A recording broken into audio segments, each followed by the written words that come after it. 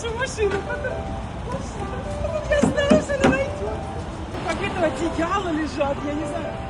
Ну, машина нашлась. Я знала, что она найдется, но я не думала, что прям так быстро. This is our car. I am. Get out the truck. Hey, bro.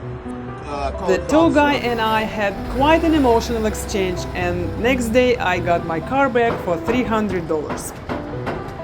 So the homeless guy was obviously sleeping in this car for 2 nights. It's a lot of smelly stuff in there, and my books, because it's a little library car, are all over on the floor. But look at the title, Scary Blanket.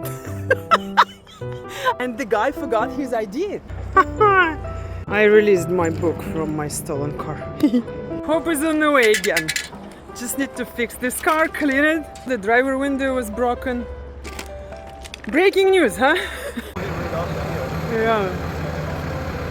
We have high hopes. We could have avoided paying the fee, but unfortunately the Auckland police called from a private number, so we didn't pick up. Instead, we just happened to find the car on our way home. So looks like if you believe in good things, they happen.